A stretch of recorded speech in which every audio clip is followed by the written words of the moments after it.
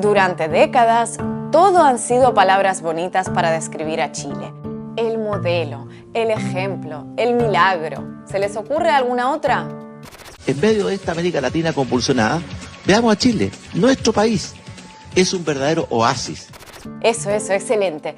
El oasis. Y de repente, cuando ya parecía que no quedaban más palabras de adulación en el diccionario... Estamos en guerra contra un enemigo poderoso. ¿Qué dijo? ¿Guerra? ¿Guerra?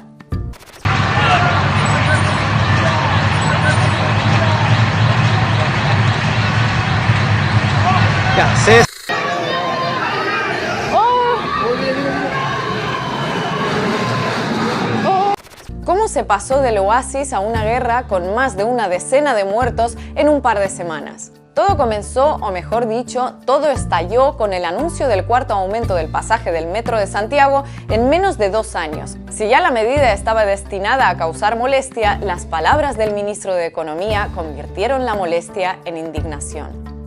Se ha abierto un espacio para que quien madrugue puede ser ayudado a través de una tarifa más baja.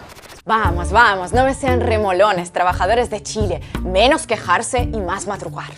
Los estudiantes comenzaron a protestar entrando en grupo al suburbano sin pagar y el gobierno, que ya le había agarrado el gusto a eso de apagar incendios echando gasolina, quiso atajar el problema vaciando el bidón. Así que movilizó a carabineros y el resultado fue el que era de esperar. ¡Suéltalo, mierda! ¿Qué te pasa, weón? ¡Suéltalo!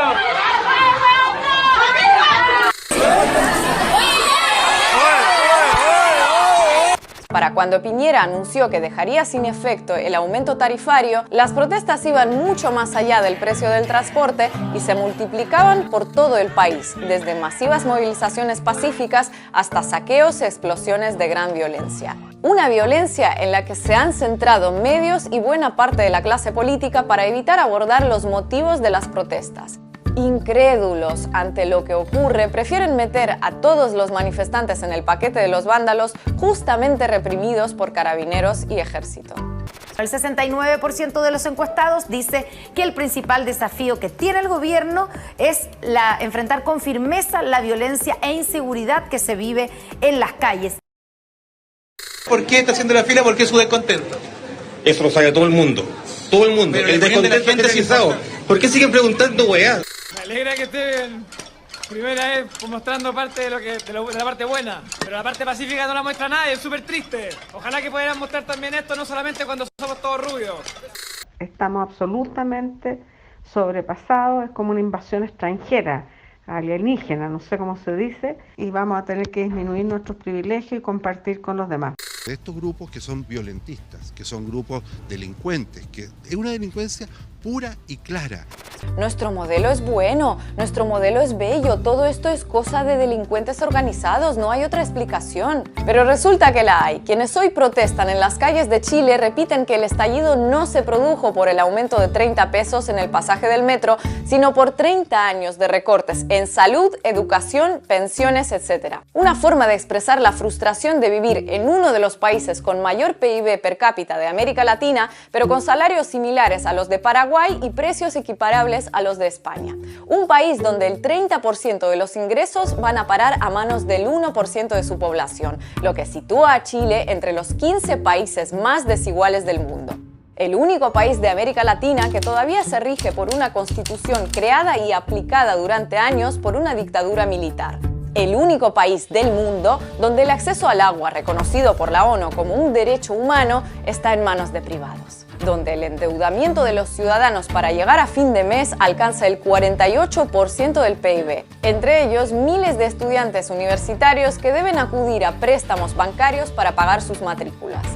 Donde el sistema de pensiones es privado y aunque las administradoras de fondos de pensiones ingresan el doble de lo que pagan a sus beneficiarios, se niegan a adelantar las prestaciones. Eso sí, en el colmo de la generosidad, recientemente anunciaron que tal vez en casos de enfermedades terminales quizá hagan una excepción, visto que en el magro sistema sanitario público no podrán atenderlos.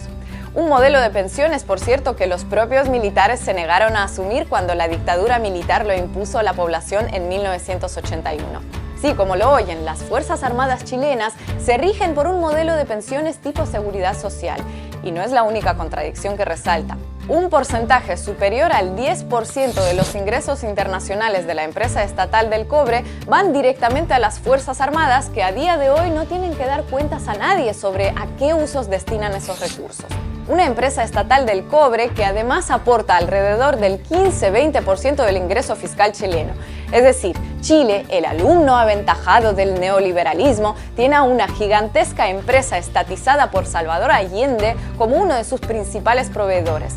¿Quién lo hubiera dicho? Durante las décadas en las que se impuso el milagro, los garantes de que no hubiera revueltas de chilenos exigiendo la nacionalización de sectores claves de la economía o un sistema de seguridad social eran unas fuerzas armadas cuyos miembros gozaban de un seguro social y que estaban financiadas por una empresa estatal. Paradójico, se queda corto. Muy corto. Por todo esto es que verán bastantes noticias sobre lo que ocurre en Chile, pero pocos, muy pocos intentos sinceros por explicarlo. Porque indagar en sus causas inevitablemente desemboca en poner en cuestión el modelo que se ha vendido como la quinta esencia de la estabilidad política y social en Latinoamérica.